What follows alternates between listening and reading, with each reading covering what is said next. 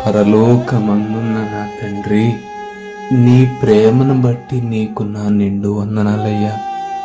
నా ప్రతి క్షణము నీవు నాతో ఉన్నావని నాకు కలిగే పరిస్థితుల ద్వారా చూపిస్తున్నందుకు కృతజ్ఞతలు ప్రభువా.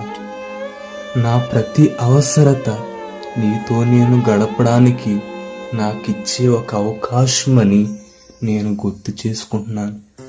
నా పరిస్థితులన్నీ నన్ను బంధించిన వేళలో నీవు నా పక్కన ఉన్నావని గుర్తు చేయి.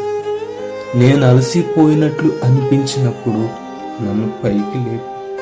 నేను చింతిస్తున్నప్పుడు నా కోసం నీవు ముందుగా సిద్ధపరిచిన దివ్య ప్రణాళికను విశ్వసించమని నాకు గుర్తు చేయండి తండ్రి. ప్రభువా, ఫలితము రాకపోయినా ఫలముల కోసం ఓపికతో ఎదురు చూడగలిగే ఓపికనివ్వండి.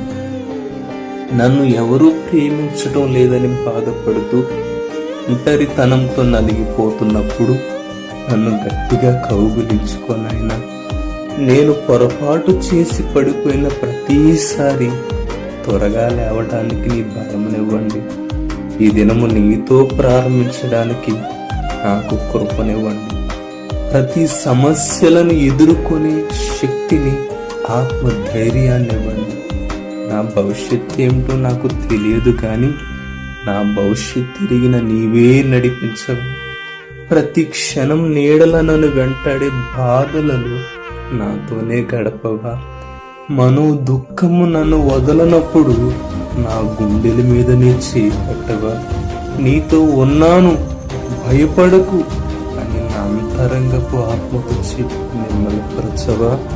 నాకు ఎదురయ్యే ఎలాంటి సమస్య అయినప్పటికీ దానిలో నుండి నన్ను తప్పించమని అడగటం లేదు, కానీ వాటన్నిటిని ఎదుర్కొనే కృపనివ్వమని కోరుతూ ఈ దినము నీ కొరకు నన్ను నూతనముగా సిద్ధపరిచి ఆత్మవిశ్వాసంతో, మనోధైర్యంతో నిలవబెట్టి నీ కొరకు ప్రయోజనకరమైన సాక్షిగా నన్ను వాడుకోమని యేసు దివ్యమైన నామంలో ప్రార్థిస్తున్నాను నా తండ్రి.